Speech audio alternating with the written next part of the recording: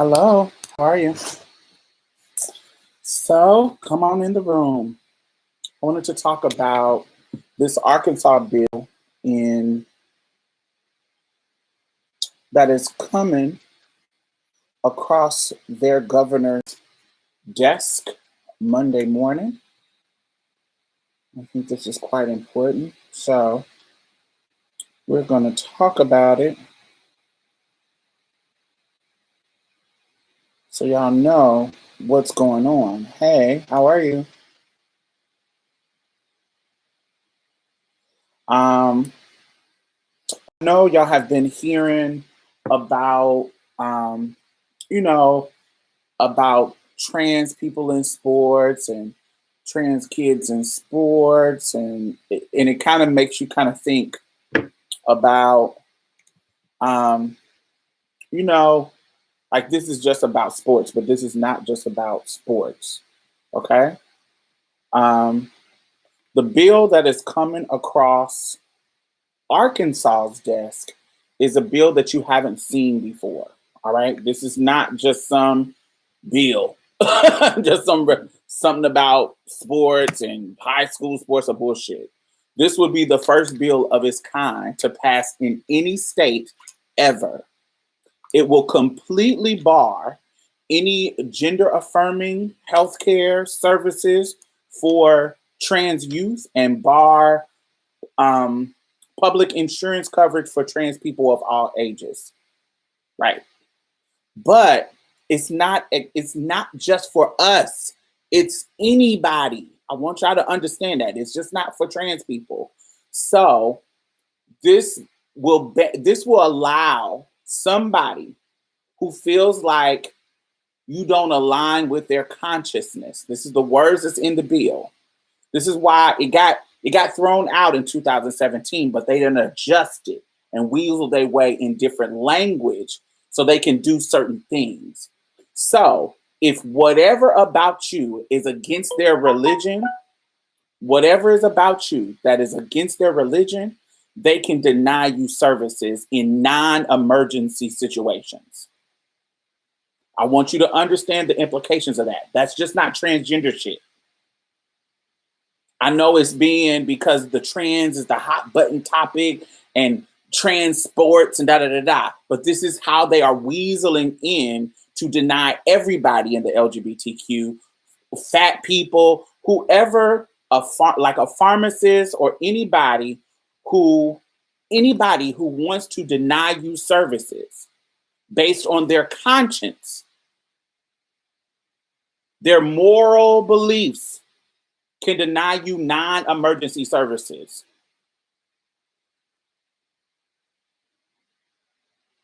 I really want y'all to understand the implications of this. This is not a game. This is not this is serious. And I know this is in Arkansas, and if you don't live in Arkansas, you might not think that it affects you, but this has major ramifications. Because if they can do it, somebody else can do it, particularly states in the South, where Republicans are just angry and mad that, Trump is out of there. So let me read it for y'all.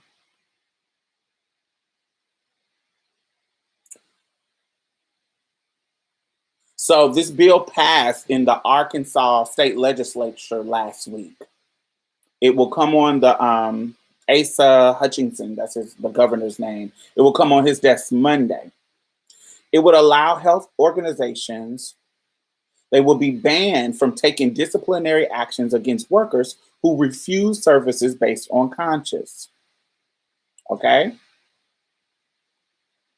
So they already said, understand, let me back it up. So it does the words of the text. The bill is called SB 289. It doesn't single out LGBTQ people, but the language has a broader scope and could have tons of implications. Like it could any psychologist or therapist would be covered by law and can refuse to treat anyone who doesn't meet their personal religious or moral standard. The bill would allow academics, like people in school and in the upper echelon of, education, it can allow the refusal to publish the results of studies that in fact gather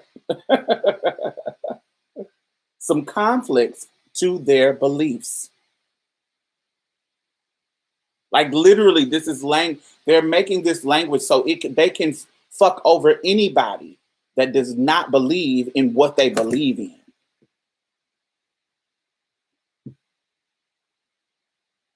Medical.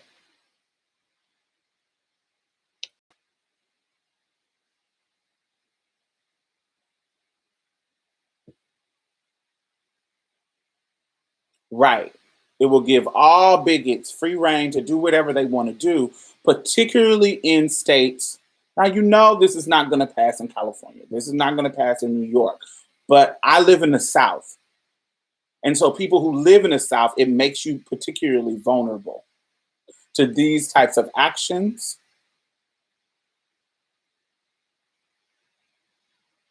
Okay, so if you are a person who has the support, say that you are a trans person or anybody, you have any support, and you're okay. You can go to the doctor. You got access to the doctor. If that doctor feels like whatever you're doing is against their conscience, against their religion, I don't want to fuck with you. You're gonna have to go somewhere else. And what if that's the only doctor in your area?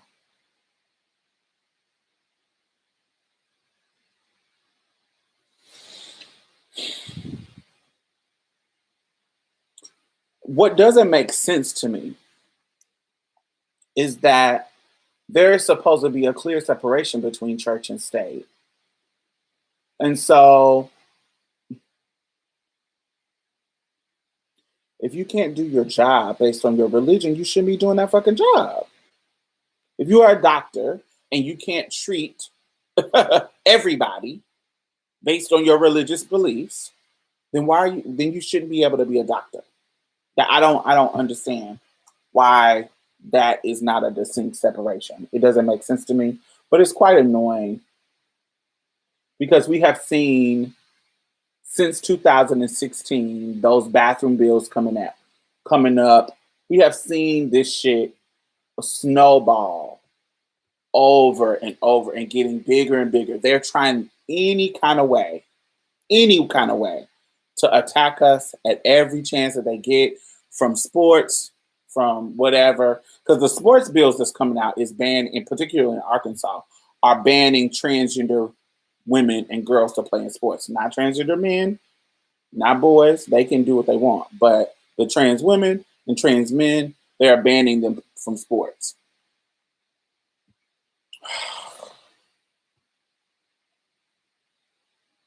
But yes, this is not just about transition. People always twist that when these things happen.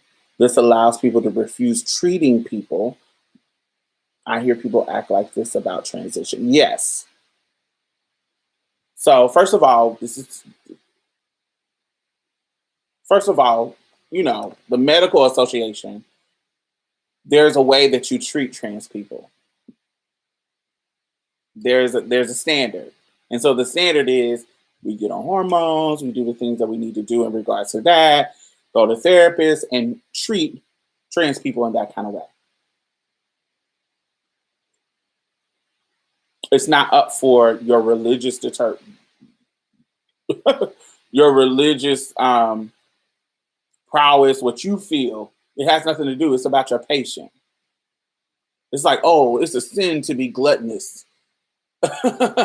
And now, whatever you feel, your fat self coming into my facility, if I feel consciously that it's not okay for you to do, I can say no. It's just wild. How are y'all feeling today? I didn't ask y'all that. We haven't done a check-in. How are y'all feeling? I'm kind of devastated by this because, I don't watch Fox News, but every time I see something online, they are talking about the transness. It's going on over and over and over. Um, it's just the trans stuff is just coming up on their end of the news over and over and over, rallying up their base. And I'm not seeing the left talk about this type of stuff. I'm not seeing the left news people discuss this enough, and they really should be, particularly this one. Now I can see the trans stuff in regards to the sports. That's such a unique situation that might not be news every single time, but this particular bill with the language that is more inclusive of everybody, that has more ramifications. That has more ramifications for everybody. I feel like that is a big news story, and I don't understand why they're not talking about it. Why is medical service specifically being targeted? Why? Because that's the easiest way. Um, that's the easiest way because that's rooted in that's the easiest way to stop us from transitioning. It's the easiest way to stop parents from supporting their children from transitioning. It's the easiest way. It's the religious way because there's no other way that it can say no.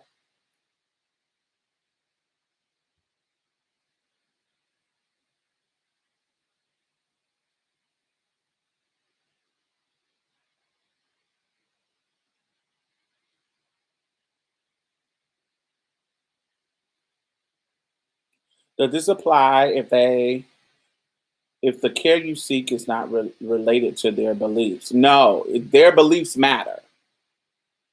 Like what they believe is relevant to you, what you want them to do that's relevant, that's against their particular religion. So I'm not for sure. So, like, if you come in there, it can't be an emergency situation. So, give me an example of something. If it's an emergency, no, they have to treat you if it's an emergency situation.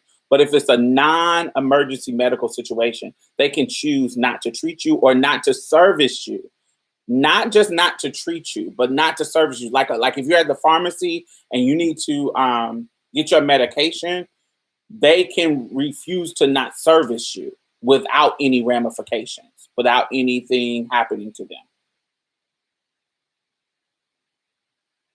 So if you're like at a CVS and that person say, "Oh, I refuse to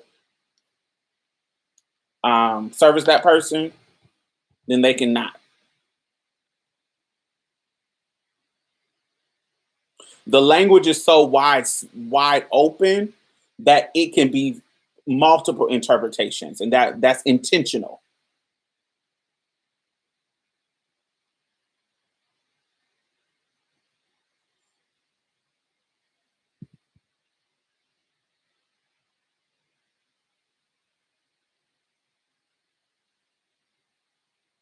I have heard of trans people being allowed to die by EMT when they see a different genitalia, and I didn't hear of these people being punished.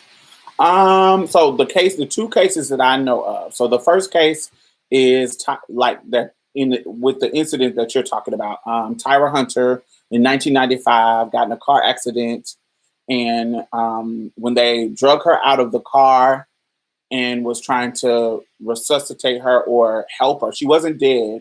Um, they cut her clothes off, and once they realized that she was a trans woman, they started making pejorative comments while she's sitting there bleeding. And they're the EMT, the emergency medical workers. They come in, and while she's sitting there about to die, they're like, "Oh shit, this is a man. Oh hell nah." Blah blah blah blah blah. And the bystanders are like, "Who gives a fuck? This is a human being. Your job is to help her out. Why are y'all? What is going on?" So the supervisor comes and gets Tyra to the hospital. In the hospital, They give her a overdose drug. I can't remember the word. It starts with an N. What is that word that you stick when people are about to overdose? Not Novocaine. Not something. Y'all know what there's a medicine that you stick in people who are about to overdose. But she wasn't a drug user. But because she was trans, they assumed that she was a drug user and stuck her with that. Like what? So wasn't they just were medically negligent? Narcan, yeah, something. Medically negligent. And so Tyra Hunter ended up dying. Tyra Hunter ended up dying, first of all, because she didn't get the care that she needed fast enough. And when she even got to the hospitals, they weren't doing what they were supposed to do. All because of trans stereotypes, trans phobia, all kinds of shit. So she ended up dying. Now her mother ended up suing and winning a lot of money. The EMT workers did get fired.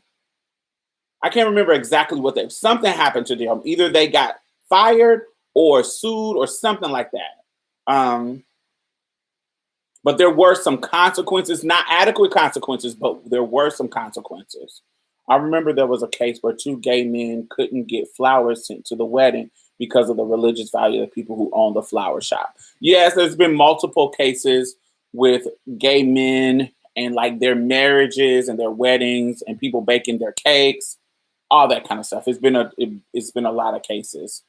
There also was a trans woman in, was it Missouri? I can't remember exactly the place, but their name was Sean, and they were having a seizure at their mother's house. They were having a seizure at their mother's house, and when the EMT came in and found out that they were trans, they stopped working on her in front of her mother, and she died in front of her mother. I think that was in 2012. The one with Tyra happened in 1995. Tyra Hunter. The one, I don't know if it's Missouri. I can't remember the exact place, but I know the date. It's 2012. And came in and didn't work on her and died and was too, in fact, not infatuated. That's the wrong word, but too, distracted by her being trans. Like, and literally didn't work on her and let her die in front of her mother's face in her mother's house. So her mother sued as well, and I think they won. Just crazy. It's ridiculous. Damn, people are so shitty to us. Yes, that's so shitty. Thanks for elaborating on the EMT. It's hard to find full info sometimes about this stuff. Yes. Tyra Hunter's case is quite documented, so you can look hers up. Sean's, I'm not 100% for sure. You can look hers up. Think transgender EMT 2012 death. Search that on Google or something. You probably find it. Evan, the same thing happened in South. A white church would not allow interracial couple, black man, white woman, to have a wedding. It was caught on video, only talking about once in the news. How recent was that?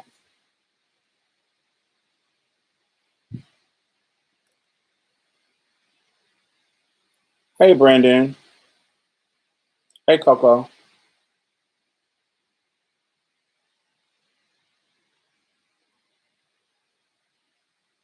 So, yes, I'm sorry.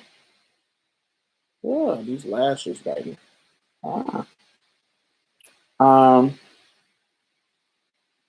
I just find it just, it's just quite annoying. I was thinking about it the other day. I was just based on what Amara just said. People really, people are really shitty to us. And I was thinking about how, and they can be randomly shitty. Like you could be in a restaurant, order your food, eating by yourself, doing nothing but eating.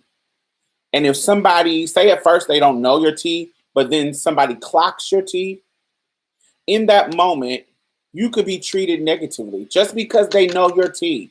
They can start giving you bad service. They can start not coming to your table, like little stupid shit like that. Not stupid, but like it'll be really little subtle stuff. You'll come into an establishment and you're asking it about a product, and when you first come up, they're like, "Hey, how you doing?" Da da da da da. And then when they clock your tea, it's like, yeah, yeah, it's right over there. It's almost like their whole demeanor changes and start treating you with subpar services. Like this is the subtle. There's subtle things that happen in our life that people may not understand that it's still going on to this day. And it may look like we have all these advancements, but on an interpersonal, like on the, on a day-to-day basis, there's still bullshit that's happening to us. And it's quite fucking annoying. What is included in the bill? You can go directly to arkansas.gov to see the bills that have been presented. The bill is called SB 29. Let me see if I can find the link to the bill. SB 289. I'm sorry. SB 289.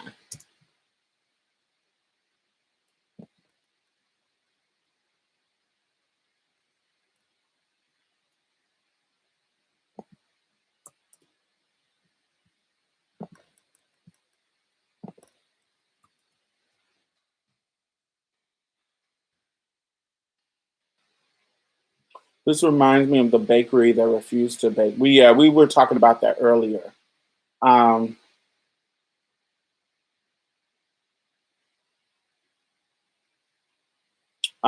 Yes, Brandon. So see me, there are certain things that I'm like if I come into an establishment and you have treated me rudely or you don't want me to be there, I'm gonna say something, but I'm not gonna eat there.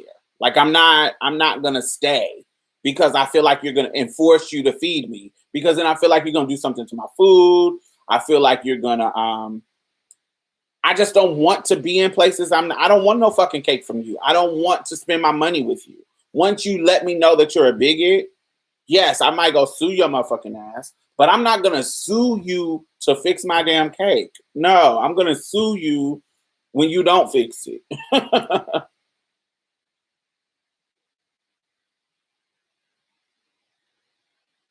Hey, Justin, I am doing okay. One thing that burns my pussy is when people say, sir, I mean, ma'am, or he will be like, I mean, she. Like, what the fuck? Right. That's quite annoying. Thank you for the link. No problem, Crystal. But yes, it is a couple of bills that this particular senator, Kim Hammer or Hamer, I don't know exactly how you say it. Yeah, Kim Hamer. This is the lead sponsor. They have quite a bunch of like bills that are like, oh my God. They have of course anti-abortion bill. This is a preacher. This senator is a preacher. So of course a Republican Southern preacher. And so of course he's gonna have these beliefs. But he also has an anti-abortion bill that's coming up as well. I'm from Arkansas. I got the fuck up out of there. The whole refusing service teeters a very thin line. Who's to say someone won't refuse services to skin color, disability? Where would it end? Right. This is how You're totally right, Rob. This is how they get to weaseling back into the old school ways of thinking, weaseling back into those things. Have you heard about the Nigerian congressman that wants to get rid of Black history in Texas because he says it offends white people? We have to inform some of these immigrants. No, I haven't heard about that. I would love for you to link me to that kind of story. Mm-mm.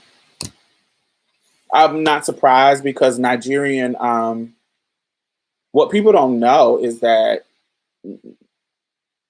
Nigerian and Vietnamese, we have the largest population of Nigerian and Vietnamese in Houston outside of Vietnam, outside of Nigeria. We have the population of Nigerians is huge here, bigger than any other place in the country, and Vietnamese. Now, I think San Francisco has the Chinese, but we have the largest population of the Vietnamese here in Houston. So they thick out here. So I can see them being weird.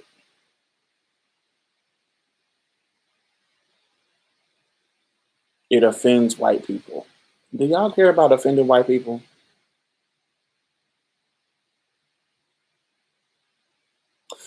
You know what? I am not in a position right now in my life where I care about offending white people.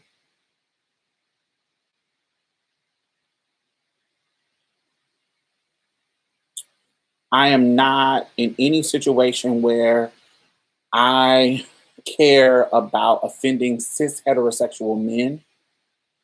I am not in any position where I care about offending Christians. I have no, I just don't have no qualms about those things anymore. And it's because they don't care about offending us. They don't care about offending us. They don't care about saying the most disrespectful things. They don't care about saying shit that like Little Mama, associating us with pedophiles. They don't care about some of the most saying the most vile, disrespectful shit out of their fucking mouth.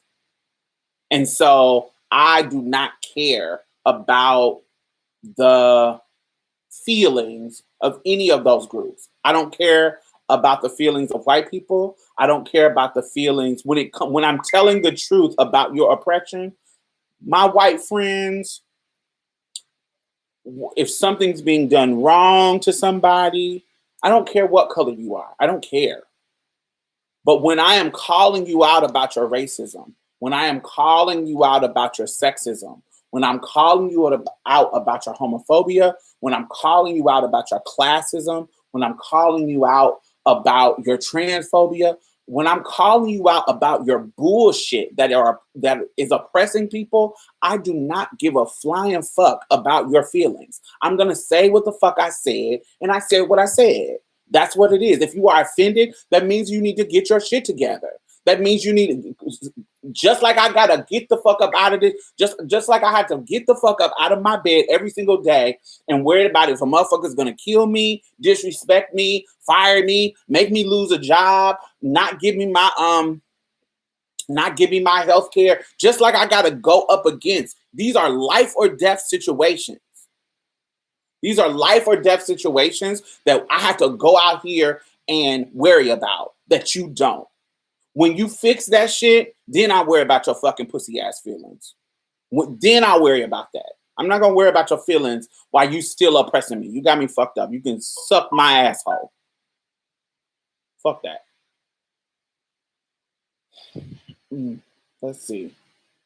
Diamond, you literally have information on everything like an encyclopedia. I read a lot, and I have a crazy memory, like just a memory of trivia, like a trivia memory. So I remember a lot of stuff. But yes, that's why it seems like I have an encyclopedia memory.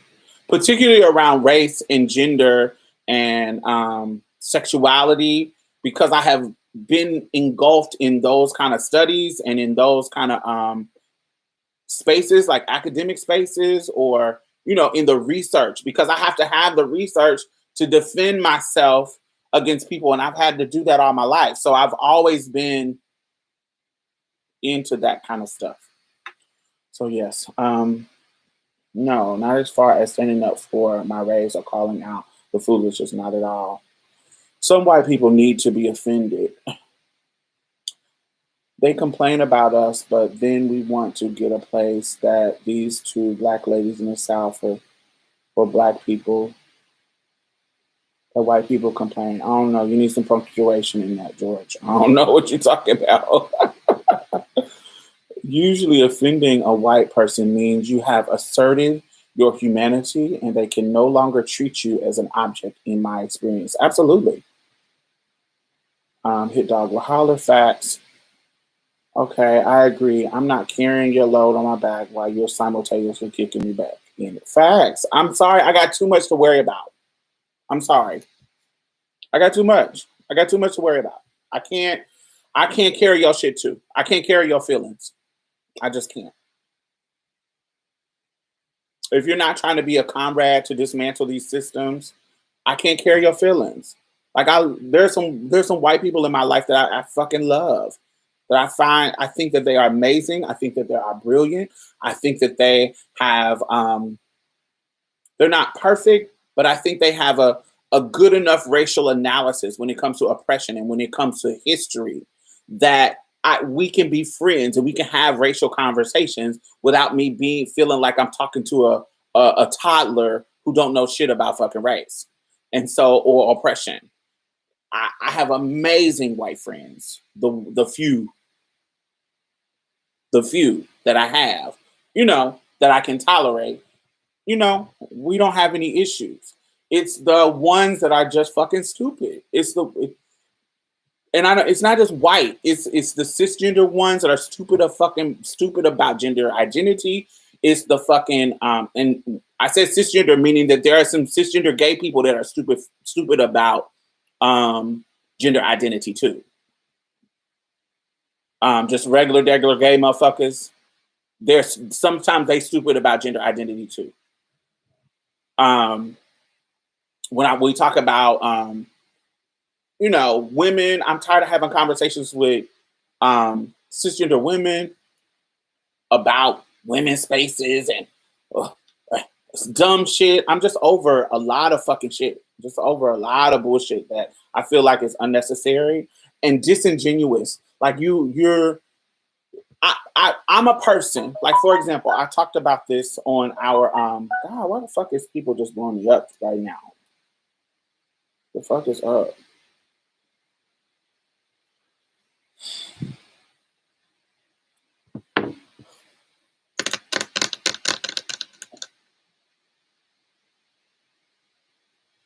I just don't have the patience no more. I just don't have the patience for it no more. It's disingenuous. Like I'm the type of person, go back to what I was about to say. I'm the type of person that if I see you make a great analysis that's against mine, okay?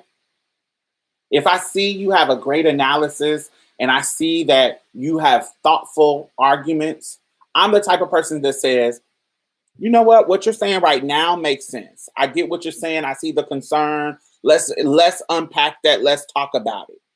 But some of you motherfuckers don't have that. Like, y'all haven't even read a fucking book. Y'all don't know this. Y'all still talking about, oh, if you were born with a Y chromosome, then you're a male. If you were born with an X, then you're a female. That's just how God made it.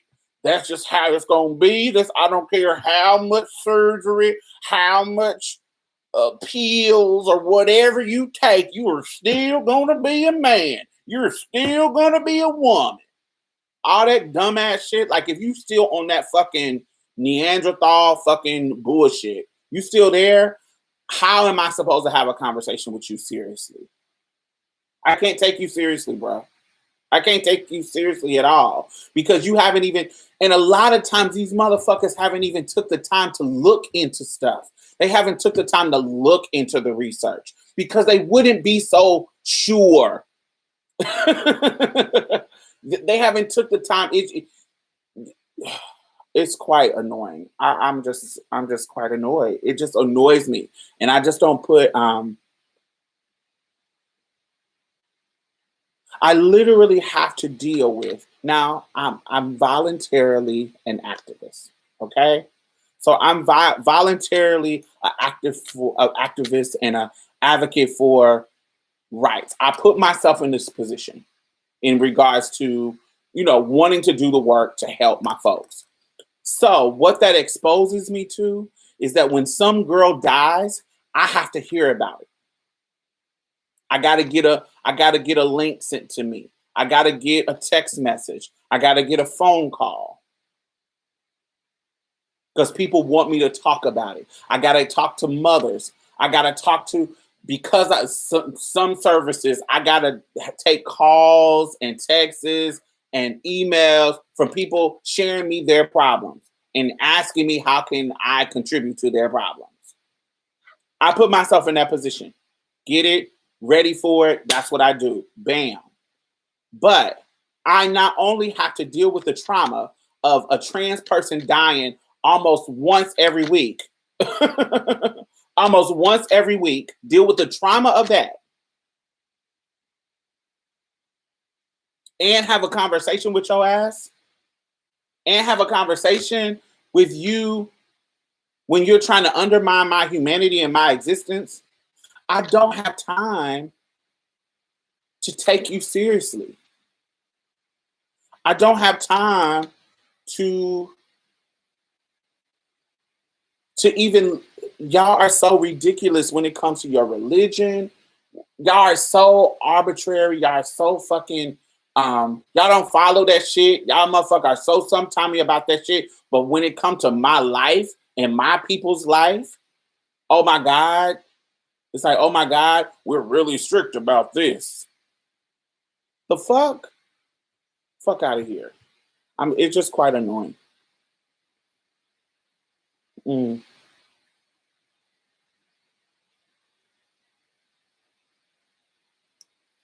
We're the ones that should be saying what Sharon Osbourne said. Don't cry. I'm the one that should be crying. We live that.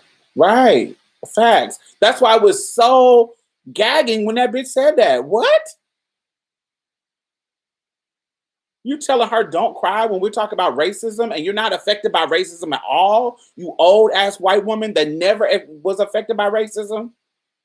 Now all of a sudden you defend a fucking racist and now you're the one that should be crying? Get the fuck out of here, Karen. Sharon the Karen. Fuck out of here. I have many great white friends and I consciously avoid these type of conversations. And I don't like doing that. I don't avoid racial conversations with my white friends. I shouldn't have to. I'm not coddling them. I'm not coddling straight people about sexuality conversations. I'm not coddling cisgender people about identity conversations. I'm not coddling anybody who got their fucking foot on my neck. Fuck you. My ancestors went through enough so that I can be free to say as much as I want to say. And I'm going to keep fucking pressing it. I'm like, keep it light before you put your foot in your mouth. I want you to put your foot in your mouth, Rock. I want you to show me how white you are. I want to show how invested in whiteness you are. I want you to show me how invested in transphobia. I want you to show me how invested in racism you are. I want your misogyny. I want you to show me how invested in misogyny you are. I want to have the conversations with you. You don't know how many times I done had Trey come over my fucking house, and the whole intention of this nigga being over my house is so we can fuck. And he sat on my couch with me, and we had conversations, and I had led him down this misogynistic rabbit hole just to put his motherfucking ass out of my house. You are disgusting. Get out. You're a hotep. I'm not fucking no hoteps. I'm not fucking no nigga that think like you. So you just talked yourself out of some ass. Fuck out of here. So many times I've done that. because I want to know if you opened up the door, I'm going down the door. I'm going down the hallway. Let's talk. Let's talk about it. Let's see where your mind is.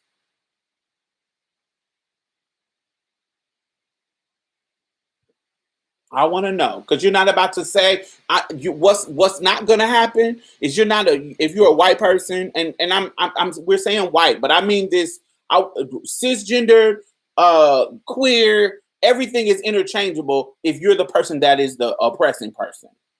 So a white person, you not about to be the motherfucker say that you got a black friend that don't care about you saying nigga. I'm not gonna be the black friend when somebody calls you out about your racism.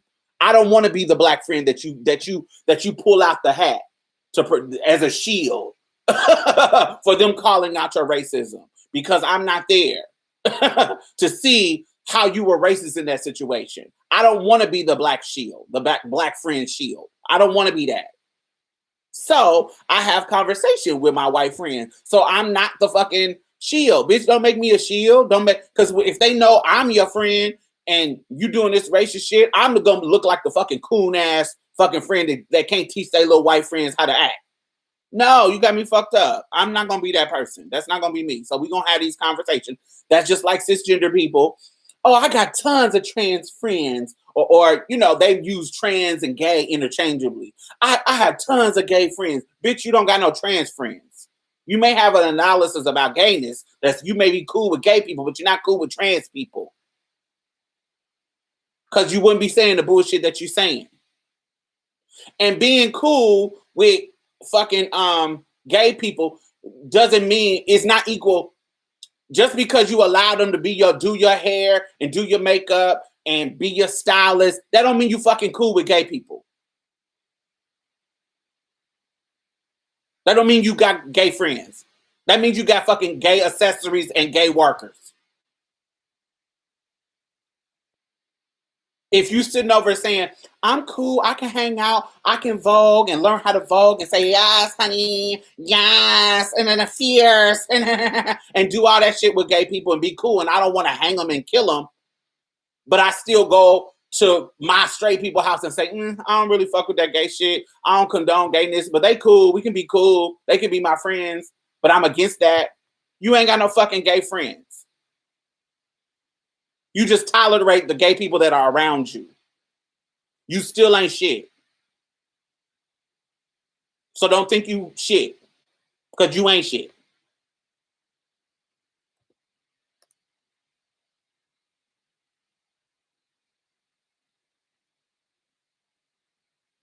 Yes, it's the most horrible thing. I was talking by a gay guy at Walmart service line, and he called me sir the whole time after seeing my ID, and I would have read his fucking ass. Yeah, queer folks, being gay, being a part of LGBT don't mean you don't got no fucking transphobia, because I know y'all know they will wear us out in a hot second. I know plenty. I'm a cis gay, and I've learned so much from you. We, not me, but collectively, played into the oppression of transgender people. Yes, and this doesn't mean all. And I'm never going to speak in absolutes. I'm never going to speak in absolute. Even if it seems like I'm generalizing, I don't mean all, ever. I don't mean all white people. I don't mean all black people. I don't mean all cisgender people. I'm never meaning all, because I know there are exceptions to everything, every rule. But in general, some of y'all motherfuckers ain't shit.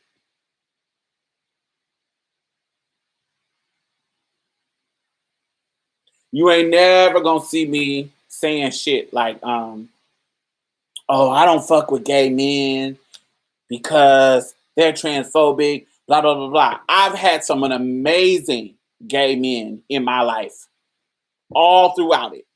And so you ain't never gonna hear me dogging them.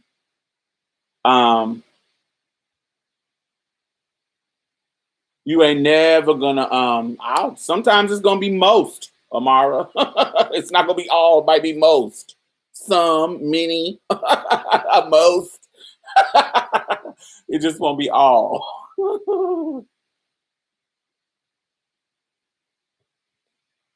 I have so many friendships in because they just tolerated and made us work for free. Yeah, fuck that shit. No.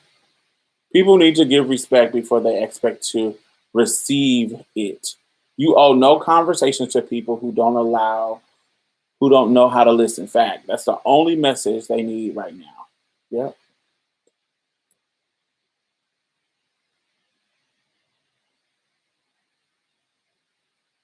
And respect is earned. And this is just something that I learned from my mother, rest in peace. Respect is earned. You earn people's respect. If you are ignoring the facts of our existence and reason why we exist, you don't respect me as a trans person. If you are ignoring the studies, the nuances of gender, the nuances of identity, the nuances of sexuality, if you are ignoring those nuances, then you don't respect me. And I'm not going to respect you.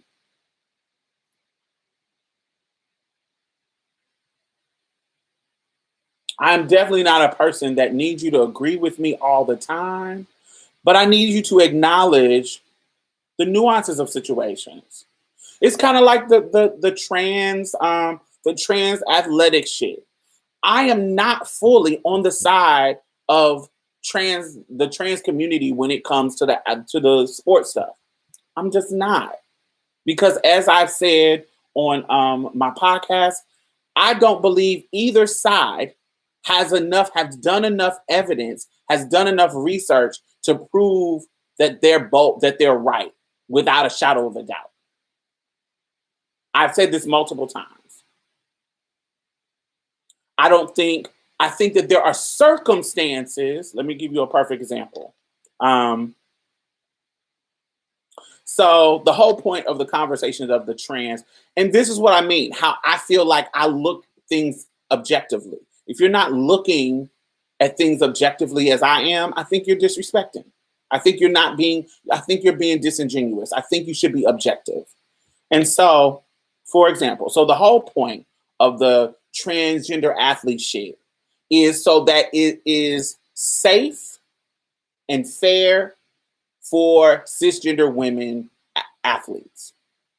Is including trans women in women's sports safe and fair for transgender athletes? Okay? I mean, for cisgender athletes. So, if you care about safety and fairness for all the women in sports, all of them, transgender, cisgender, you want it to be fair for everybody, then the question is, does hormones take trans women down from being that biological advantage that testosterone, quote unquote, gives them? And let me tell you something. They don't do a lot of studies on trans people. So it ain't, when you do find some studies on trans people, they not just throwing money at trans studies. Get the fuck out of here. They don't give a fuck about us. So the people who do trans studies is usually some independent person or some kind of situation. So it's not a lot of fucking studies on trans people, particularly in sports. Because first of all, it's not a lot of motherfucking trans people trying to do sports. First of all, but it's not a lot of studies. And so the ones that they do have, there's certain studies that say, yes, when trans women are on hormones, it could take them down, their performance down up to 10%. Now, that's the tricky part. Because when you say up to 10%, that means some people is going to go down 10. Some people is going to go down 7. Some people is going to go down 5.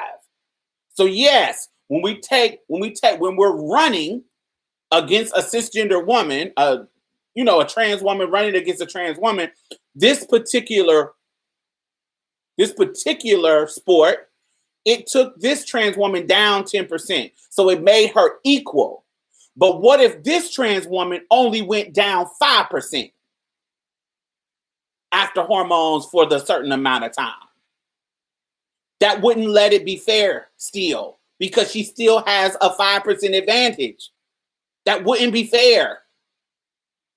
And so for me, I'm not going to look at that study and say, yes, it takes up to 10% up to 10% performance down for trans women, which makes it equal to cisgender women. Yes, in this particular woman, that would be true. The trans woman, that would be true. But the study hasn't been done on enough people to know definitely that is this one 5, is this one 7, is this one 10. So that it wouldn't be totally fair for us to assume on this one study that it takes trans women down. And so the people who are saying that it's across the board, they are being disingenuous too. Let's keep it 100. Another thing, there are various sports. There's running. There's powerlifting. There's so many different sports that when we talk about that 10% performance going down, okay, that 10% in running may equalize a trans woman and a cisgender woman. It may equalize that. But some sports, the difference between men and women is so different that 10% don't matter. So for example, when we're talking about men powerlifting compared to women powerlifting, that difference between those two elite athletes, the peak woman in powerlifting and the peak man, there's like a 20% difference. So a man in the peak elite powerlifting going down 10% ain't gonna fucking make him equal to a powerlifting fucking woman, because the difference is so vast. Now in running, it's just a little bit of seconds. It's just a little bit of because it's such a full body sport that the difference between the fastest man and the fastest woman is not that much of a difference. So if you take this motherfucker down 10%, it can equalize them. But when you're talking about a sport, particularly that revolves around your skeletal structure and your muscles and your weight distribution and blah, blah, blah, blah, blah. When you talk about sports that the gap between men and women is so far, that 10% hormone bringing them down doesn't make a difference, and it makes an advantage because the gap is so far. And hormones affect your skeletal structure, your height, your reach. There's certain things that hormones don't affect. So you still can have an advantage. So, keeping it gutter, neither one of the sides of the argument, neither one can prove without a shadow of a doubt that it is fair. Neither one. I want to be 100% clear. The Republican side, Democratic side, the anti-trans side, and the pro-trans side, neither one of them, with the studies that are available, and I looked at them because I want to see what's up. With the studies that are available, and I just laid them out, has not proven without a shadow of a doubt that it is fair and safe across all sports. Now, for me, I'm objective like that. I'm not just going to go with the flow of the community because I'm not a fucking following ass bitch. That's not the fuck I am. I'm a trans woman. So yes, I'm going to be biased. I'm going to want all the doors to be open for trans women. That's what I'm going to want. But if I see some shit that's weird and shady or just, that's kind of not fair, I'm going to say that shit ain't fucking fair. I'm going to say that shit don't match. I'm not totally with you on that. I'm on the fence. I may not be like, no, but I might be on the fence. I'm like, we got to get some more studies done. And that's where I'm at. I'm like, we got to get some more studies done. We got to get some more stuff happening to pop it off. And there's a difference between a motherfucking elementary school level sport and a fucking college level sport or adult level sport. These are fucking elite athletes. You fucking not letting a little fucking trans kid run in fucking 6th grade just because these motherfuckers ain't running for, not calling the kids motherfuckers, but these little kids ain't running for no fucking scholarship. They just running. Let the fucking kids play. Fuck out of here. Give everybody y'all already giving every motherfucker a participation, a fucking ribbon and shit. We didn't get participation ribbon. You got the blue. It's honey. It's first, second, third. We didn't have participation, but now it's tons of participation trophies. Give everybody a fucking participation trophy. And honey, let them run and race and do shit that they want to do. Fuck out of here. That's a whole different experience than when we get into the college level and maybe high school level, where it needs to be fair, because this could change people's lives. This can change people. This could be somebody's scholarship that they're losing if it's not fair. This could be somebody's opportunity that they're losing if it's not fair. So I definitely want it to be fair, and I want it to be safe, but we have to do more studies. We have to invest and do more studies. It's not all the way clear on either side. And I can tell when a motherfucker is just fucking transphobic. You ain't even fucking read no fucking studies. You can't even cite nothing. You just basing your opinion off fucking 5th grade biology. Oh, I know a man is stronger than a woman.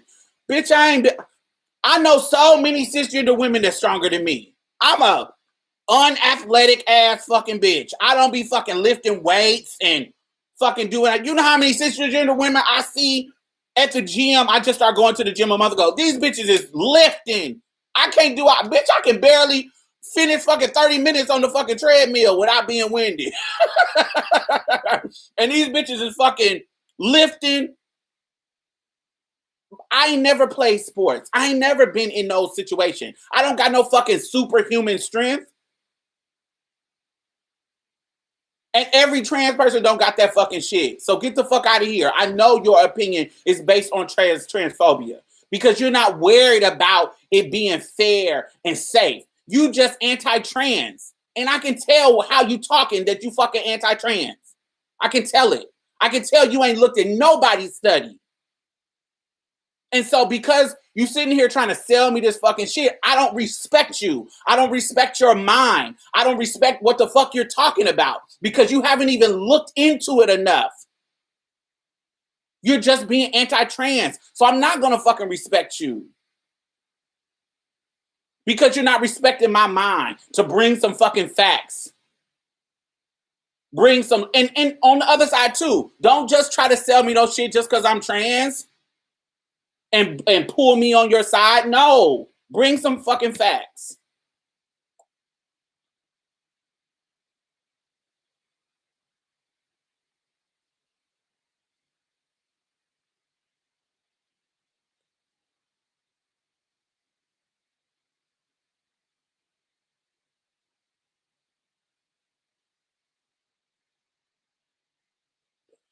I'm sorry, let me scroll back up. I don't ramble. I find it dangerous when people start to turn being part of the trans community into an ideological issue too. I think the sport issue has always been nuanced. Trans people vary a lot. Absolutely. That's so true. Not enough studies on trans body. It is not enough studies on trans bodies. It is not enough studies on trans body. Not just in sports, period. I was talking to people, every time you bring up like the nuances of how chromosomes can present. So, the basic quote unquote normal way that people can present is X and Y, meaning you're a male child, or X and X, meaning you're a female child. But there's tons of stuff that can happen in between. For example, and it happens frequently. I hate when motherfuckers say, oh, you bringing up these autosomal abnormalities like they're just frequently. Actually, if you actually looked up some shit and you actually looked at studies and talked to fucking doctors and biologists who went past high school and talk to them, they will tell you, and actually you can Google this shit and find out too, but let's just talk to them. They will tell you the frequency of a XXY male, like a male with an extra X chromosome, is between 500 and 1,000 male births. Now I want you to hear what I'm saying. Males who are born with an extra X chromosome, an extra one, X chromosome, the frequency of their birth is every 500 to 1,000 births. Do you know how many people are in the world? Billions. So if that extra X chromosome is coming up in every 500 to 1,000, we haven't studied what it does, how it affects people.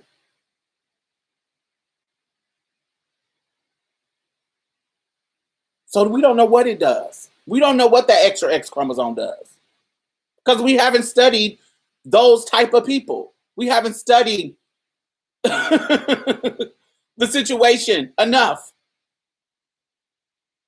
So we don't know how that manifests. That could be why folks be gay. Could be, I don't know. I'm just saying. It could be so many things. But we haven't studied bodies enough, chromosomes enough, deep enough to be able to make these calls. We don't know what shit is happening. I find it, I'm sorry, so true. The science has not caught up to the conversation in this topic. Yes, Carla, it has not caught up. There are some big, strong cisgender women who could potentially be bigger than cis men. I think it's just depending on the body type. Absolutely. Now, and I don't want to equate those exceptions with the average. You have to go across the average. On average, cisgender women are not bigger than cisgender men. On average. So I don't want to equate these exceptions with the whole. But I totally get the point you're making. Of course he did that part of the insecurity. Do you report him for making you feel unsafe at work? I don't know what y'all talk about. For that. I think, hold on, I'm missing something. I think we can take from ballroom and do a female figure competition for cisgender women, and also one for just trans. I'm not for sure how that will be a solution. I'm not really for sure. I would love, just for the sake of my curiosity, I would love to have, particularly around racing, like running, like track, I would particularly love to see an open to all category for racing. Things that are like swimming, racing, things like that, where it's like a full body sport. I would love to see like an open to all. Yes, keep the categories separate for now, but I would love to see like an open for all, to see what women beat men, who is in the lower class of men. Because that's another thing. Like if you take the lowest of the elite, when we talk about fairness, okay? Say that there is an elite runner, okay, that wants to transition. Now, he may not be no Usain Bolt, so he may not be the top high level elite track runner. But say he is low enough to where he beats most women or all of them. Okay, let's say all. He's elite player enough to where he beat all the women. But he's not elite like Usain Bolt. And you get him hormones and take him down the full 10%. The margin between him and the cisgender women, if you take him down, if he transition, he'll be a she. If she now takes down the full 10% that hormones does. Now you have made it actually unfair for her because you done took her down way down further than the elitist cisgender woman. Does that make sense? Does that make sense, y'all? Like the elite person going down 10% compared to the elite woman, that may equalize. But if you take the lower level elite man, they transition and take them down the full 10%, then it makes them even. It actually disadvantages them unfairly and doesn't make them equal. Just something I was thinking about. Hey Medrick, how are you? What happened to doing it for the kids? Right. Think about the children, right? That's what I was saying. They were referring to the cisgender white Christian children and maybe a few black boys if they can dribble or throw a ball. Facts. Exactly. Unfortunately, me black folks feel the same way as well. Yeah, I don't know. To me, this is a very slippery slope because they use the same argument to keep us out of the military and armed forces. Yes, Marissa, this is it becomes a slippery slope. But Marissa, they say the same thing about giving us rights as they do about taking them away. So the slippery slope is, that's almost like a fallacy. Being trans isn't an anomaly. Anyone, please hit the like button. Thank you. Make sure you thumbs up if you enjoy the conversation. We've been here an hour. So glad that y'all can join us. If they ain't trying to come up with policy for all people, then they shouldn't be installing policies that govern all people. Facts. Come on now. Yes, true. I agree, Diamond. No contact sports. A lot of people trying to use the trans ideology for coins. Explain that, Medrick, please. Intersex people are everywhere. They've been erased by doctors for many decades by performing gender assignment surgeries and intersex children without their consent. Absolutely, they have, Carla. And actually, they just got a law passed that says that that's illegal all across America, so they can't do that anymore. But they have been doing that for decades, for centuries, actually. Yes, but they just passed a federal law that it's against the law to do that to intersex people. I think last summer. All I'm saying is that my titties start coming in before my male puberty. Well, actually, just a lot of boys, males, their nipples swell up and they could think that they start getting breasts because their nipples swell up because their their hormones and testosterone levels start to come through.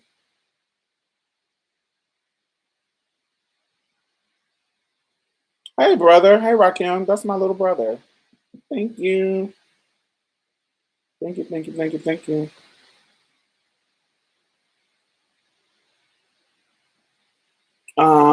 Caster Semenya is intersex. I don't know. I didn't hear Caster Semenya was intersex. I heard she was a cisgender woman that has a chemical abnormality that makes her produce more testosterone.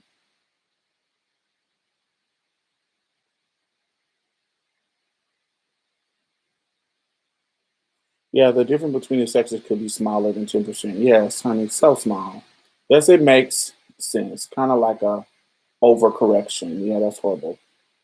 Stop. Yeah, stopping intersex surgery. Yes. I think it was last summer.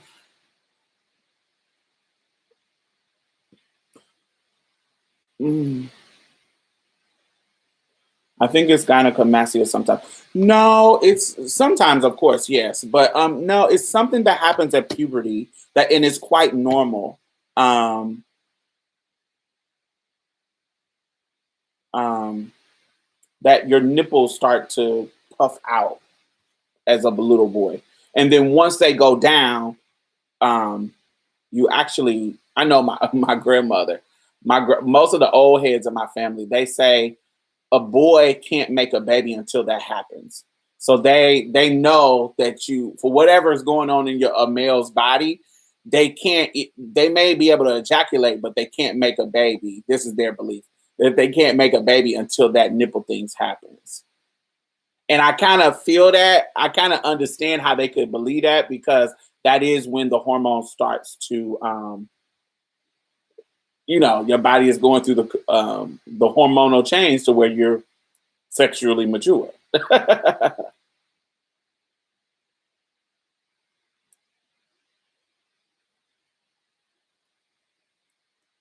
Caster isn't a transition. No, Caster is not transitioning. Caster is a lesbian. Yes, Caster is a lesbian and fine as hell. Mm-hmm.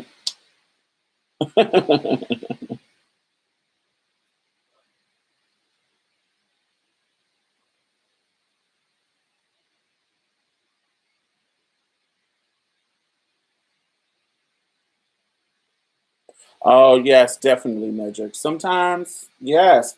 What has happened is what we have seen in most marginalized communities when we talk about um, Reverend Jesse Jackson, when we talk about Al Sharpton, John Lewis. I'm not saying that they may not have had some kind of impact during their whole life, but a part of their life has been hustling the race card and making money, doing talks and being correspondents and being mediators around race. It has become a hustle. And so, just like them, there are people who have things, this activist shit across the board. It's not just, it's with race, it's with gender, it's with everything. It's become a hustle to people. It's become a way you can make money. And so, but I say this, and this is another thing. This is why when people ask me why I'm not more popular, this is why. I don't do content just to make money. If I did content just to make money, I would not be on YouTube. I don't make money on YouTube. YouTube does not bring me tons of coins. I probably get 150 from YouTube. This it's not, it doesn't bring me the way everybody else talk about YouTube. Now, back in the day, like in 2009, 2010, 2012, 2013, probably it stopped probably whenever they changed it to this where you had to do this bail shit. Whatever um this bail shit, whenever they changed it to that. So I don't know if that was 2012, 2000. Whenever this shit changed, the whole setup to YouTube, it changed the algorithm, and and the algorithm became really anti-trans and really racist, and it became really weird. And so I remember a time when you could search for related videos. I mean, you could search for a video and there would be related videos up, not just popular motherfuckers videos up coming up in the related video section. It will be literally related. So you would see a video of mine and other trans people would be as related topics in my related thing. And so you will find people through watching me. You will find other trans people because we were talking about similar things. Now, when you look at related shit, it's shit that revolves around, don't even fucking revolve around me. There's so much shit that has changed. So if I was looking to make money, it would not be here. Because it totally changed. It used to be fire.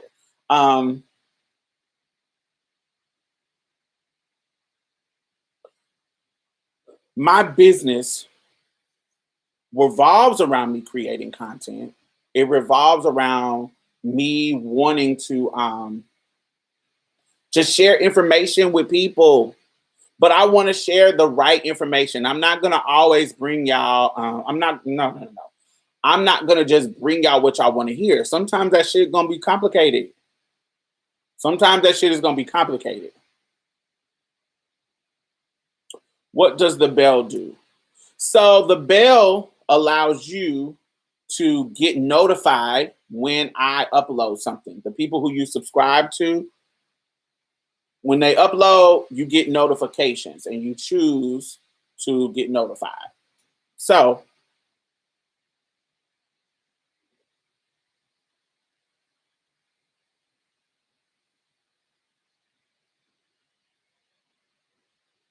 yeah, so when you subscribe to somebody, also you have to engage with their stuff. You got to thumbs up, because if you don't thumbs up, they're going to think that you're not interested in it.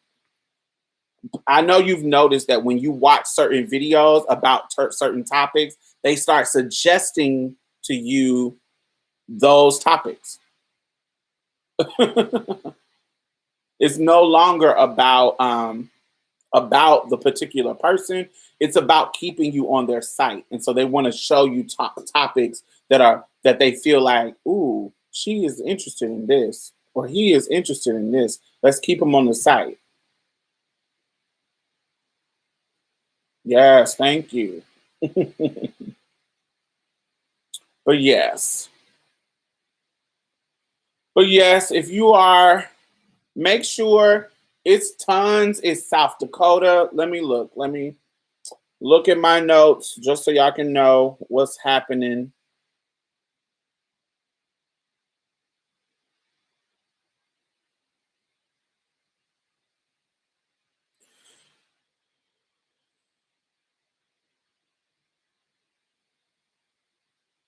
Thank you, thank you, thank you. I got your message, Miss Rose.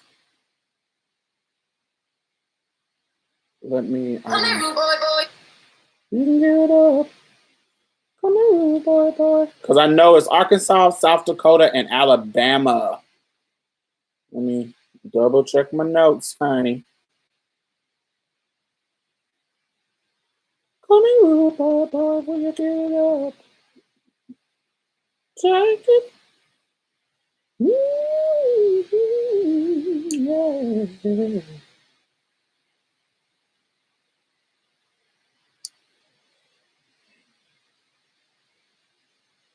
So let's see.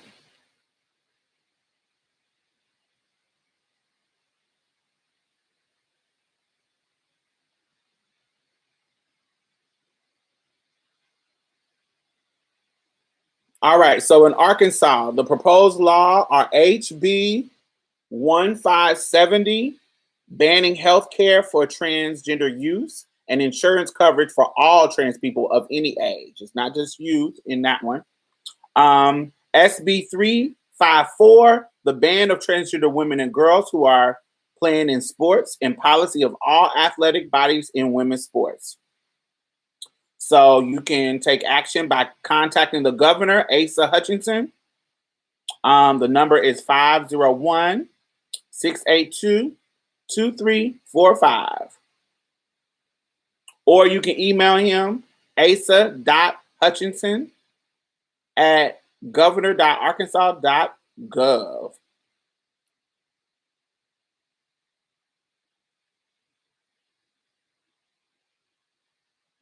In South Dakota, the proposed law is to ban trans women and girls from sports and create a state registry of youth athletes based on their bodies. That governor is Kristi Noem. Her number is 605-773-3212. You can go to Governor Noem at state.sd.us.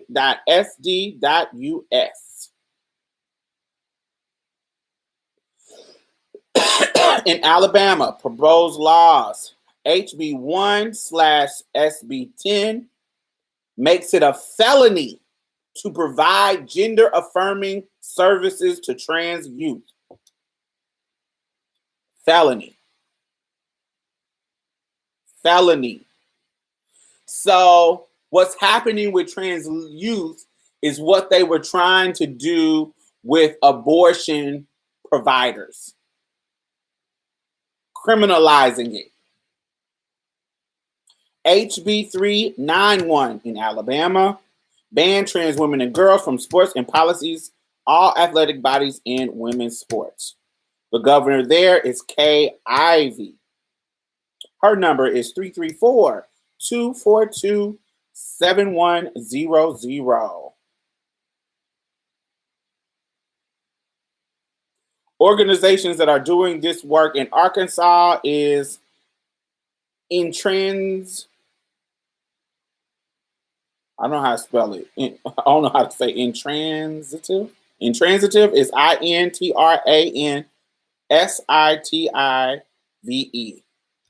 They are doing the work to dismantle this bill. Project Advocacy Network in South Dakota. And in Alabama, it's going to be the Knights and Orchid Society.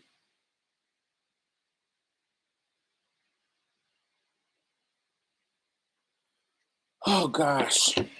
They really trying it.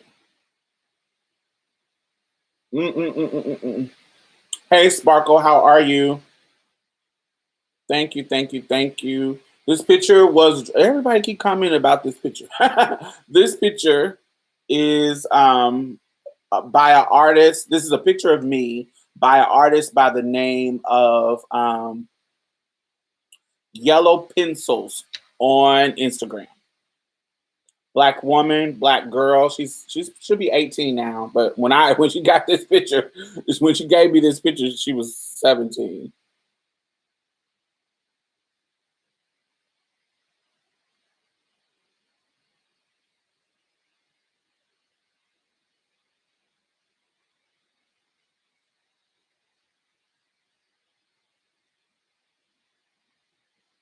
Yes. So, the folks are out, the transphobes are out attacking. That's what it is. That's what they do.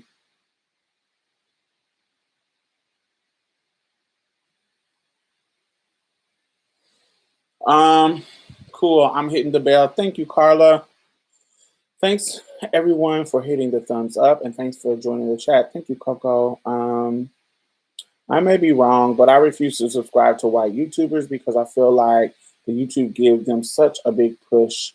I'll watch every single video, but not like, subscribe, etc. I'm petty.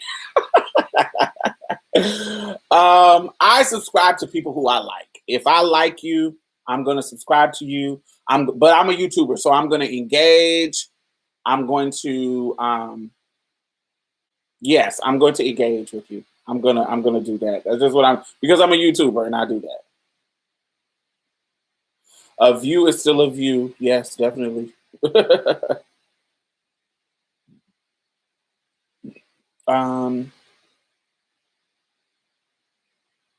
Sometimes they have info and entertainment I'm interested in. Yes, I support people. If I like the content that they're bringing, I don't care what race they are, what gender. If I like what they're doing, I'm gonna follow. Like, who do I like?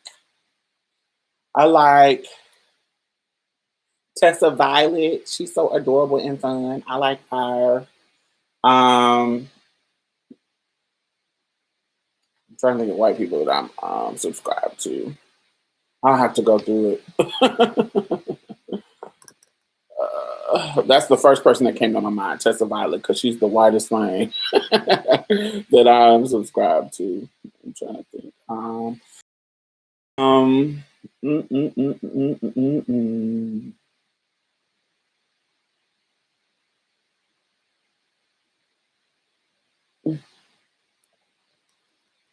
God, I'm subscribed to a lot of people. I'm subscribed to, I'm not ashamed. I am subscribed to Kylie Jenner because she is sickening to me. I am Lisa Eldridge, the makeup expert. Lisa Eldridge. She's like the Stephen Meisel of makeup, for real. She's like the white Pat McGrath. Lisa Eldridge, British lady. I love her. I'm subscribed to the Young Turks. I'm subscribed to Food Wishes. I love Chef John's voice and his corny jokes. I love him. I am subscribed to Martha Stewart because I love her unapologetically rich attitude and personality. is fabulous to me. But she's so old and sweet. Let me see what other white people I am. Kev DeWitt, he is a gamer who plays um, Elder Scrolls Online, which I play on Xbox. If you are an Xbox player, my name is a Diamond Stylz on there. So you can, if you play Xbox One, you can add me. Who else do I follow that is white? Dr. Spiegel, for obvious reasons. He's one of the doctors that I like who does trans work, so I like to see his videos. Dr. Spiegel, Jimmy Kimmel, I think he's funny. Who else? I'm trying to think of all the white people. Wayne Goss. I have to watch Wayne in a minute. No, they're Latinx. JP Metz, big girl, lost some weight, used to be funny. Who else? Flora West Coast. No, I think she's Latinx. I don't think she's white. I think she's white passing Latinx. Who else? Pentatonic. Who else? Let me think of. I don't know. I can't see anybody else. Everybody else is regular.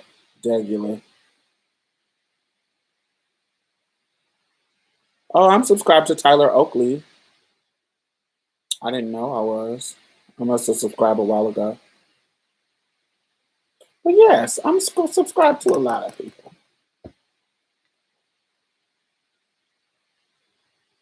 What's a L? What's a L, Ari? Kylie Jenner? I love the Kardashians.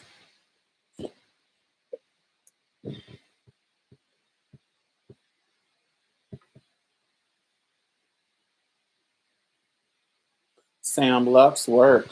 It's a good, I don't know her. Miss Kay Ivey, governor of Alabama, had a huge controversy when she was first elected. You know, the whites love them a good blackface every now and then. Oh yes, I love the Kardashians. They are one of my guilty pleasures. I, you know, sometimes you have them. Sam Lux, I don't know her. I have to look into her. Miss K. I used to tell you I had a crush on you. I don't know if you remember me or not. Happy seeing you post more. No, you probably used to tell me that when so many people send me messages like that. If you're a dude, I probably just said thank you. Dudes, not on no arrogant shit like everybody think I'm fine, but I don't have any problem with men. They hit me up and tell me I look nice.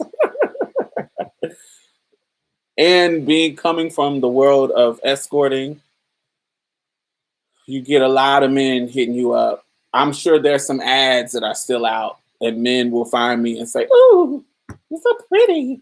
I love trans women. I love female cock." I'm kind of used to men being like that. So, but I appreciate a crush. A crush is cute. I like one YouTuber. His name is Joe Scott. He's a scientist. Nah, I'm a female. Oh yes, I get to. Less often than men, but I get that too. I asked you once if you knew a trans who liked women, and you said it was rare. Yes, it's very rare definitely in my circle. But I'm seeing it more often. I'm seeing trans lesbians more often. I got an episode on my podcast where I interview a trans lesbian, and we have a great conversation. Her name is Jade, beautiful chocolate black woman, black trans woman, and we talk about black lesbianism, black trans lesbianism, and so yeah, I've met some. I've met some.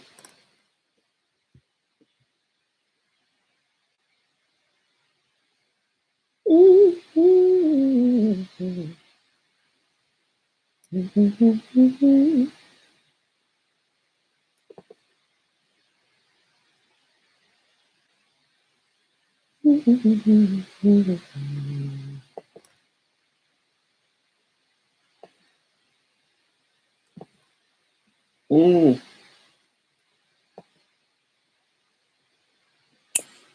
So while I'm here, yeah, I told you I was going to talk about this a lot of times.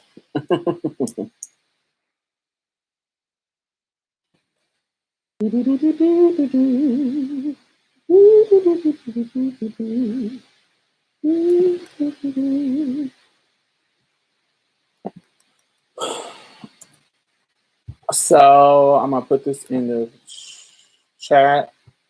I am doing a social justice art initiative that I'm raising funds for. That is a link for it. If you want to support, check it out. I would subscribe if I knew the tables were more balanced. I do like Dr. Todd Grande. He applies psychology to things that are happening in the news or pop culture. Oh, that sounds fun.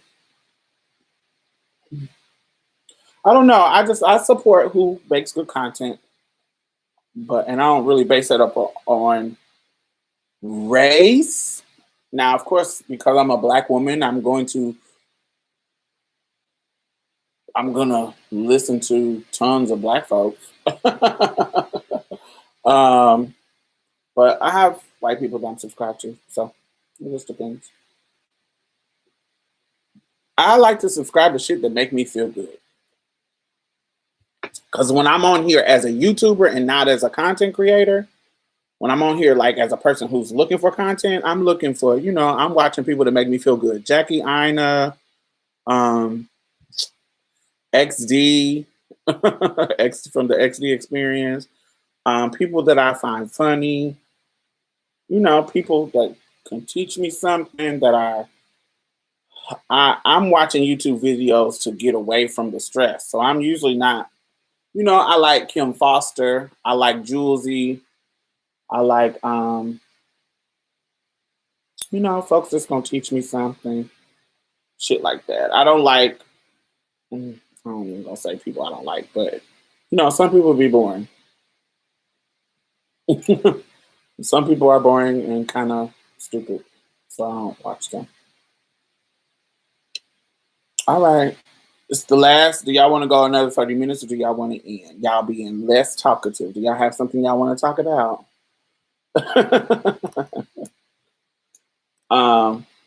Because we can save it to tomorrow. Because I know I do my regularly scheduled 7 o'clock show on Friday.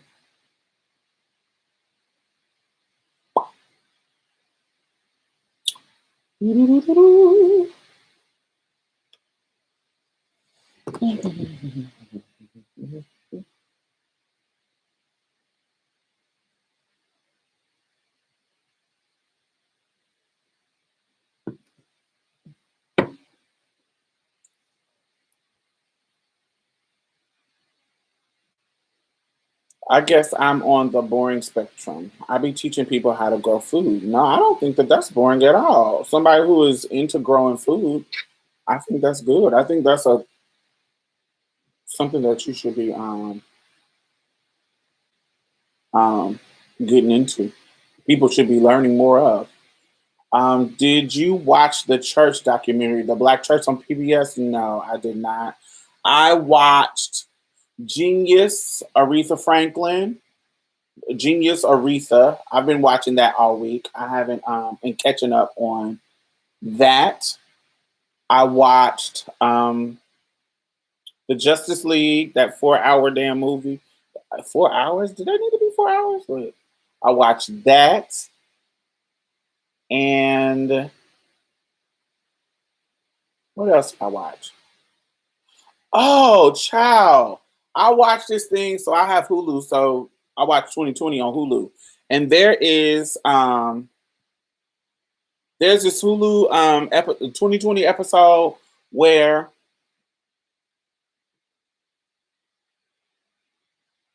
this girl gets stabbed and raped, and the dude leaves his DNA on her body. Like, wear her out. And so they start investigating the people that she hung out with, and one of the dudes he end up confessing and doing some time for the rape. But the mother of the girl who got raped started looking at the videos. She started looking at the videos of the investigation, and she started to believe that that man was innocent. The dude confessed to raping and killing her daughter. She started to look at the videos and was like, I don't think he did it. I just don't think he did it. Like when he got convicted, she thought it. She was like, oh, he admitted. Why he wouldn't admit it? But then she started looking into the facts of the case, and she was like, yo, this don't sound right. This don't feel right.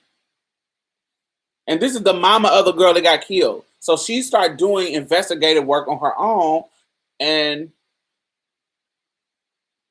it started to be like, what is happening?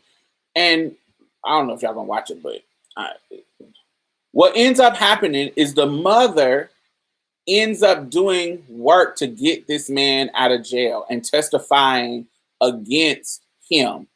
Not against him, but for him to get out of jail. Technological advances start to happen in DNA research, and they end up finding out 23, 25 years later that it was a whole other dude who done raped this girl and killed her, and they done put this other dude in jail. And the mother of the daughter who got raped is the one who pushed the issue to get this other dude out of jail and find the real person. Because she said just looking at the cases, it didn't feel right.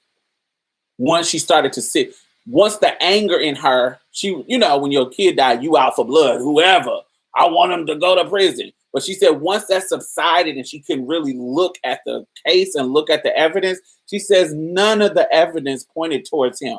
The DNA wasn't his. Even though he's confessing, the DNA wasn't his. No, it just like, what? None of this makes sense.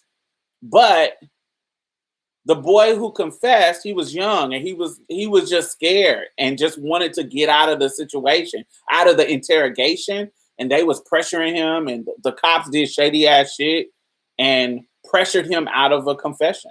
And he just was like, I was young and dumb and didn't know what to do. I just wanted to get out of the situation, and I was just saying whatever. And so they convicted him. And luckily he didn't get the death penalty. What's crazy is on his case, when they asked to give him the death penalty and the judge denied the death penalty, they were just going to lock him up.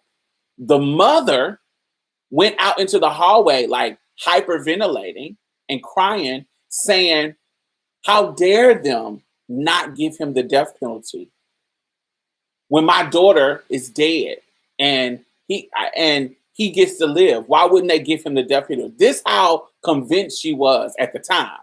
Because she was like, she wanted this motherfucker dead, like her daughter is dead. But then years later, it all flipped. And she was like, I'm so glad that he didn't get the death penalty. I'm so glad that he didn't. Because he stayed in jail for like 20 years.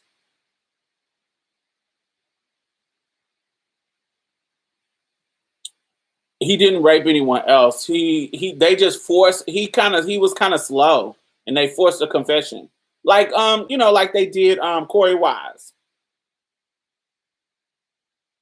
Except it wasn't any kind of racial thing. Well, it might have been because he was the only one out of the group that looked like he was Latin. It might have been. Race is always a part of it. Yes, it's on 2020. It's called this 2020 is called Stranger Than Fiction. I think that's the name of this episode.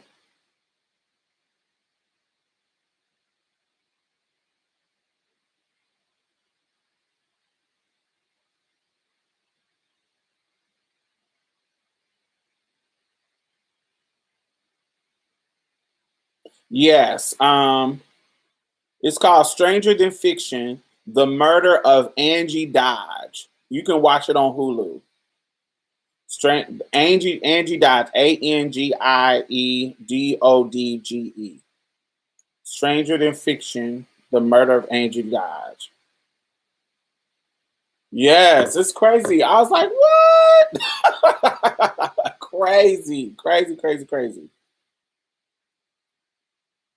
And his ass, I love all type of forensic shows. Yes, I love those kind too. Those are my favorite. I'm always fascinated when they solve crimes 20 years later. I'm always annoyed and fascinated. The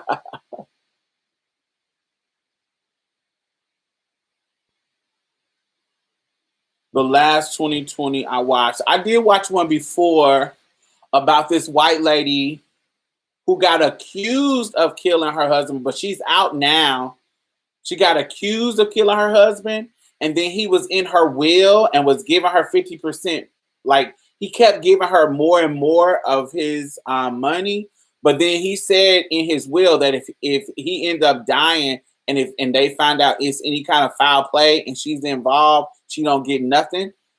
But then I don't even know what this is called. But she started, once they started to try to charge her, even though they didn't have the right evidence, she went on the run and started changing her name and shit. And she was such a nice old white lady that nobody knew what was going on. A nice old white lady. And then finally, that was in Vegas. She was with him while he was rich.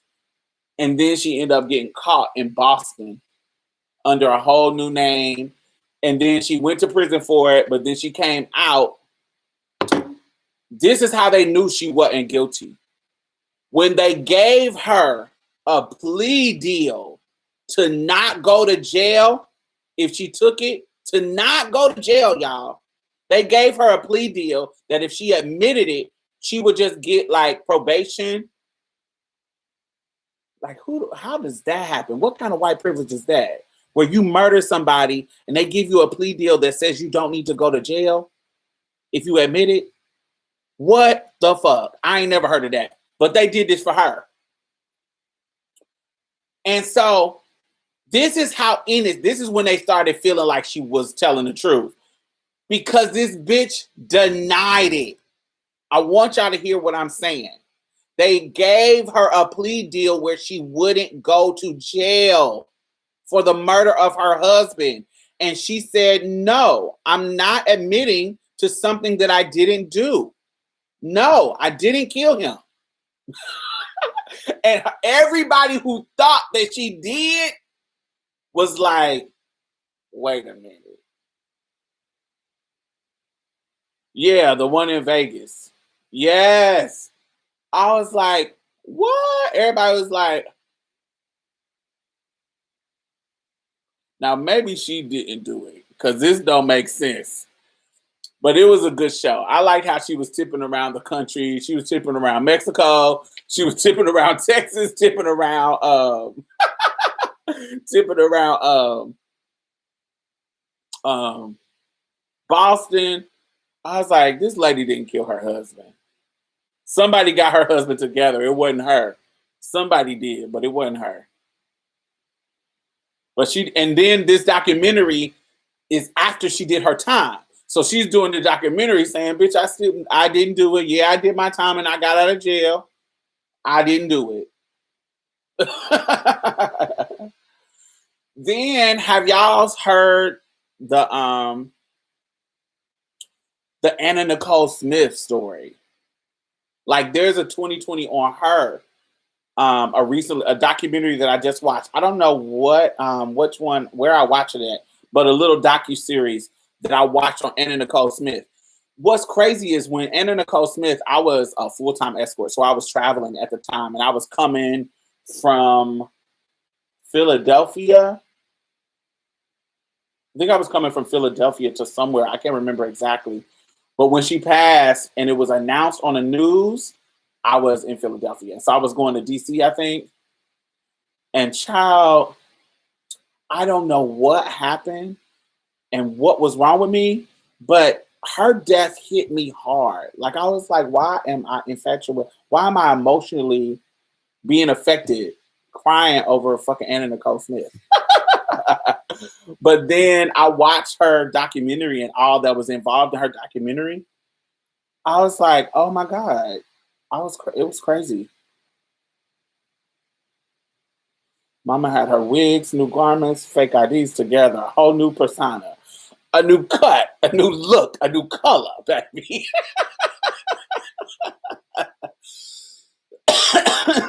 A new style, a new cut, a new color, baby. Did you watch Anna Nicole's original reality show? Yeah, I did. It was kind of corny, but I did watch it. I can't remember too much about it, but it was kind of corny. I was affected too. I really felt like she died of a broken heart. Nah, she died of, honey, they had wore her out with her medications. She had some kind of infection in her leg and a multiple mix of medications, like prescribed medications that fucked her over. But then this documentary had her daughter, the baby that she had before she died, had her daughter in there. And then the fact that her son died at her deathbed, child. What? Not at her deathbed, but her son died at her in the hospital while she was in the hospital. I was like, what is going on? Like, her son died at her bedside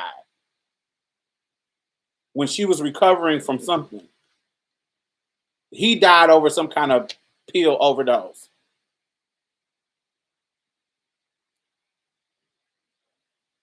Yeah, I know it was drugs, but I think her son died, sent her over the mental top. Yeah, probably, maybe. I don't know.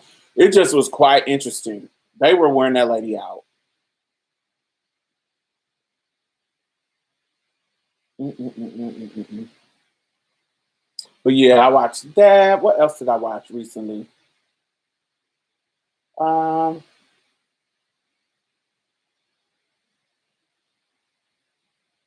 that was about it. Genius was good. It's good so far.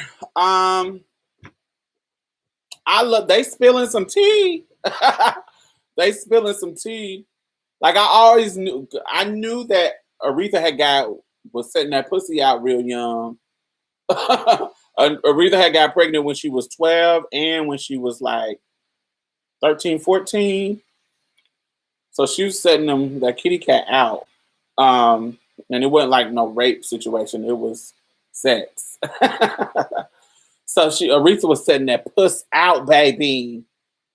So she had babies, 2 sons, young. And so also, because with niggas that was on the road with her daddy, because she was on the road with her daddy. And so it was niggas that was in his band that she was sleeping with at 12, 13 years old.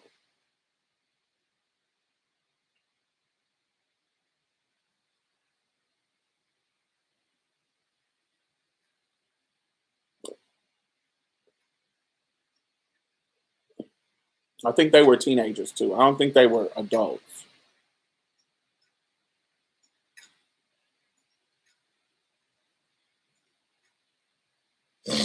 Um,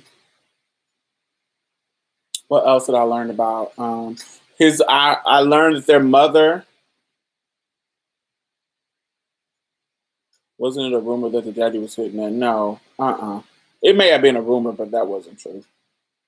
She was sleeping with band members, younger, like teenage age. Not her age is in like 12, 13-year-old, but teenage boy band members.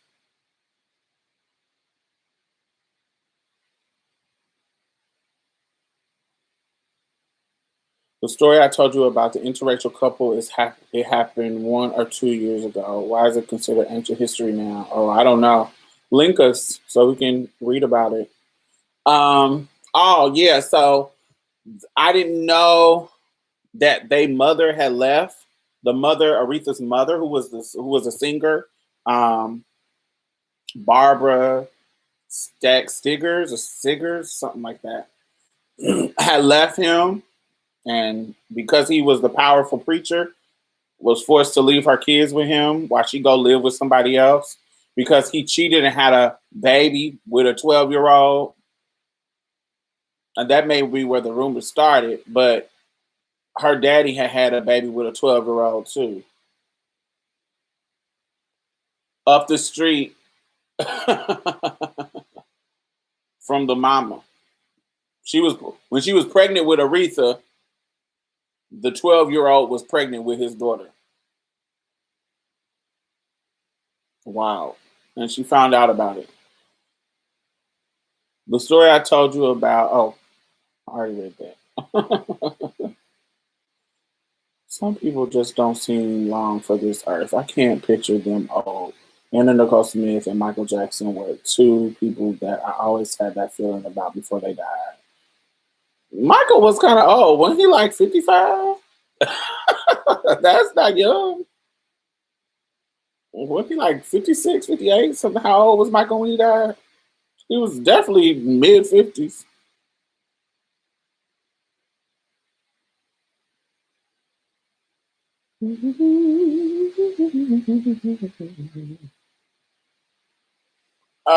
So we did. I put an episode out this morning. If you want to hear our conversation about Little Mama, that's what our podcast topic was about. We did talk about Derek Jackson a little bit. I already talked about it on here, but we talked about it a little bit more, and I put that on our Patreon because that got a little spicy. But yes, the video is on our Patreon, but we did talk about Little Mama for free on our on the podcast, and you can find our podcast on all podcast platforms. Yes, dang, I'm 58, so I guess I'm ancient. I don't think 58 is ancient, but I don't think 58 is young. That's well past the halfway mark. I think middle age to me is 40s. I think if you're in your 40s, you're in that middle age. If you're over 50 to me, I think that you're, you old. I think 35 to 45 is middle age. Yeah, I think that's middle age.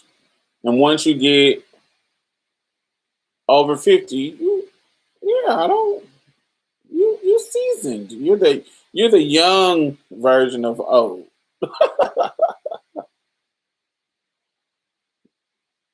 You're the youngest age of the old people. Which I find to be a blessing. I can't wait to get there. I feel old at 40, child. Much as I've been through as a trans woman child, I feel old as hell. And I just made it to 40, been through so much shit. I feel like I'm 60, child. Woo. But yes, we talked about Little Mama. We talked about Mia's surgery and shit. Hey, Money. We talked about Money.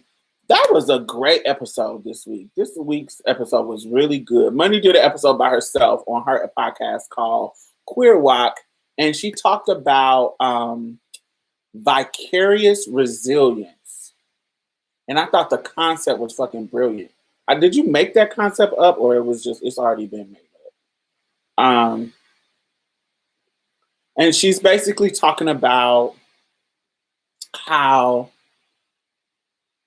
how we are vicariously living through people's trauma, like whatever trauma that like your friends or, even not necessarily your friends, but shit that we are going through now. We have seen so many people, You know, we seeing people die in fucking videos. We seeing people being attacked. We seeing people get killed. We're seeing all this shit, particularly if you 40.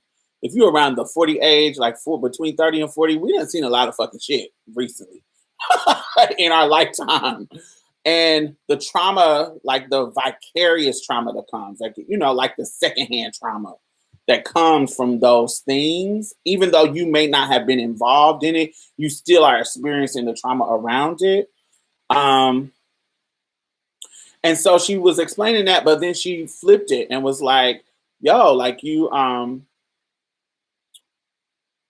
another radical woman of color, Pilar Hernandez. Yes, it's like flipping it. Just like you, just as important and just as impacted as you are indirectly or directly by trauma, you can be just as impacted by somebody's like joy and happiness and lived experience. And I think for me, really, I talked about this the other day on one of my lives where, and when I was telling y'all about the art initiative that I started, like I would not be able to survive if in the work that I do without having some kind of artistic outlet and some kind of joy in other people's success and other people's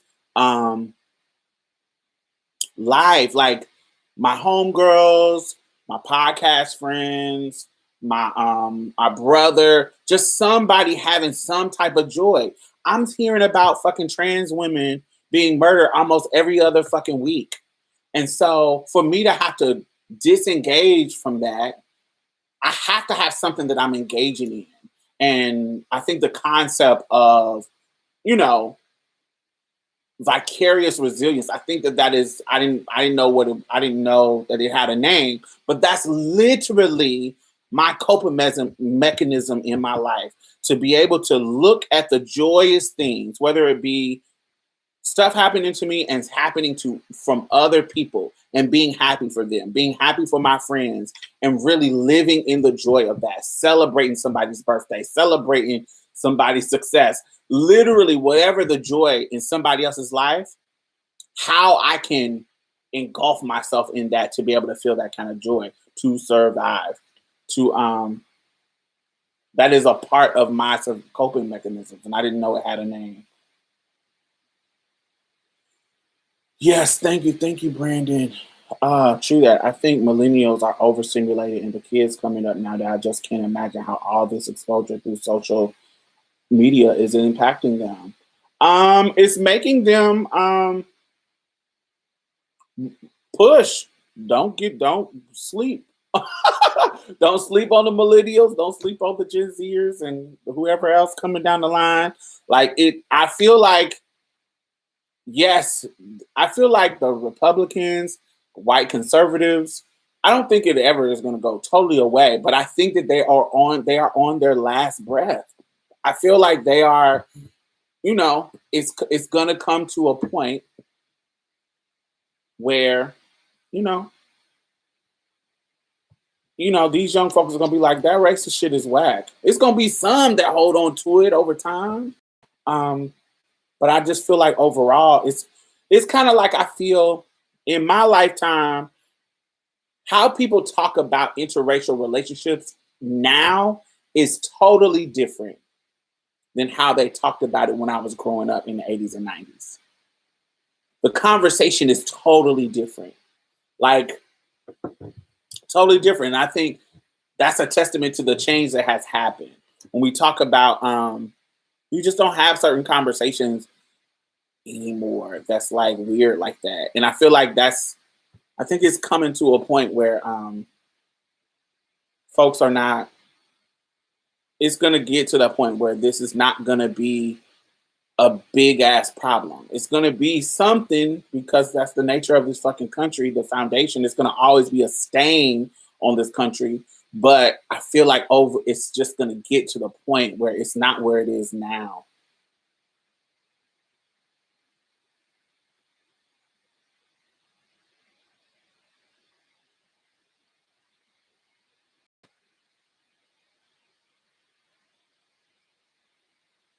Yes, yes, yes, yes, yes.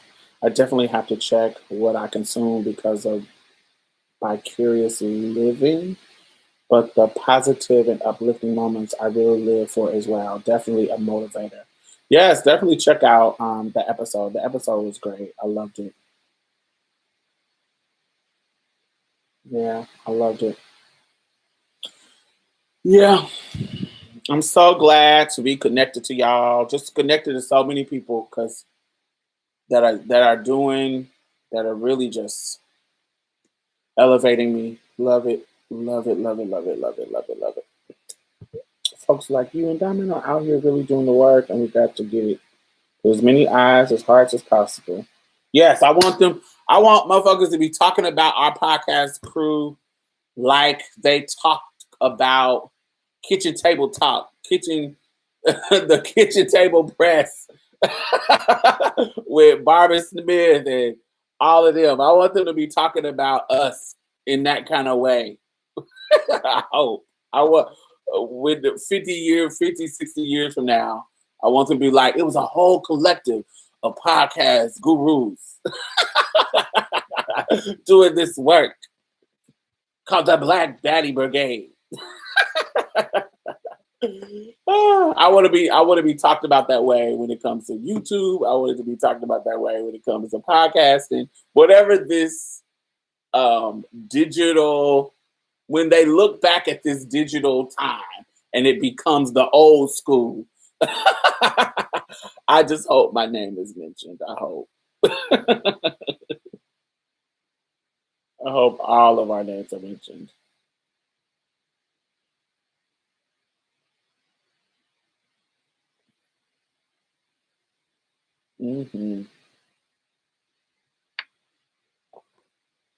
Because it's so many people.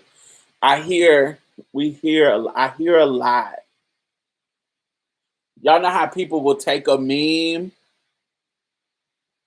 that they know they didn't create and just that they seen on somebody's page that they created. They will take it, either redo it or take the whole thing and post it on there, and everybody will think that they did it. I see that happening so much. I see that happening so much. Like it'll be more popular people that will be using the talking points from our podcast because they fucking listen.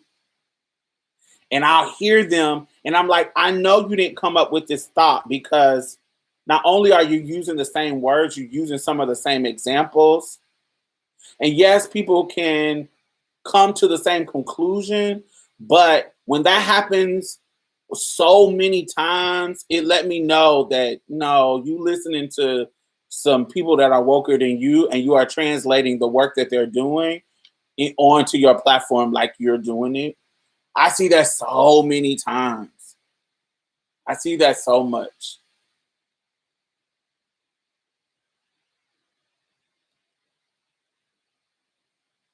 So much. But I'm glad that I don't know, I'm glad I got my own mind. And I'm not just regurgitating other people's shit. And if I am regurgitating, it's because I am pointing it out. And I say, if I'm quoting fucking Patricia Hill Collins or Bell Hooks or Audre Lorde, I say, this is where I got this from. This is who already did this work. Alexis Pauline Gums or anybody, I make sure you know this is who has already did this work because there are people who have already done the work and we're just building off of it.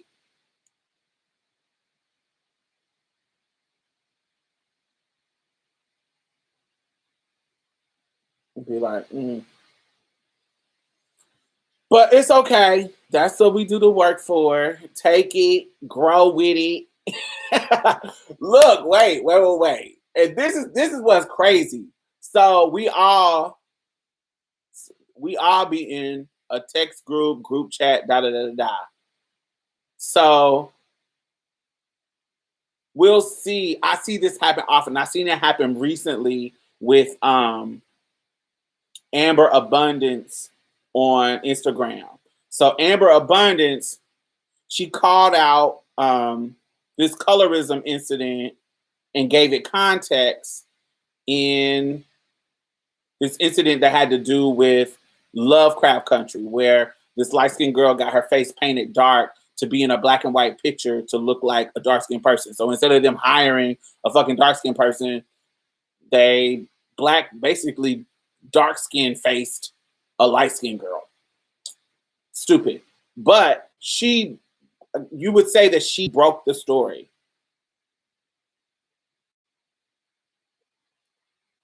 You would say that she broke the story, and so it snowballs because she broke the story, and she's a popular, not millions of subscriber popular, but because she is popular among the woke feminists, you know, it snowballs, and nobody was giving her credit.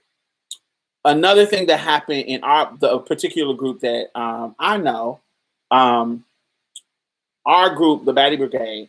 So there was a recent thing where my homegirl, who is a Zeta, sends me directly a letter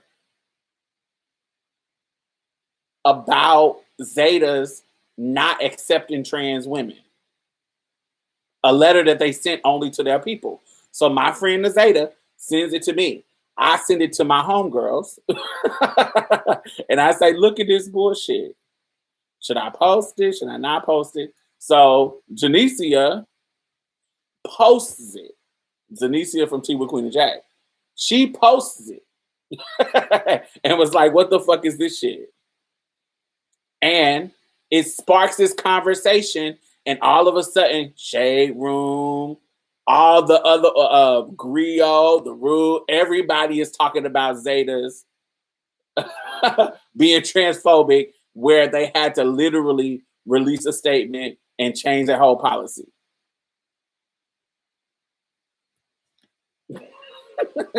We literally are out here pushing culture, y'all. Come on. Like, I know we don't be getting the credit that is due. I know we don't. But we know. We know the work that we are doing. Yes, let me take it out. Be like, pay my homie, cite my homegirl. Right. Just cite the people. Uh-huh.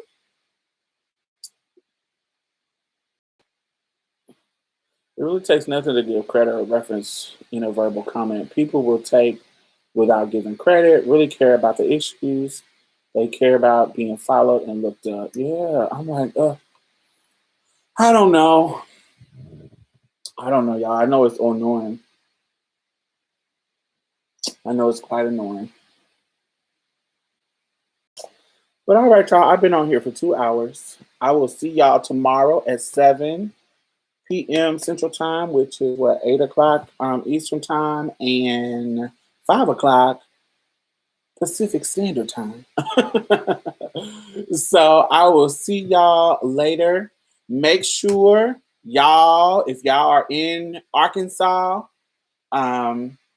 really, even if you're not in Arkansas, call them people. Let them know that you are against that. Don't let them play in your face. They are literally out here attacking trans people through legislation. And so, yeah, do the right thing. I will see y'all tomorrow.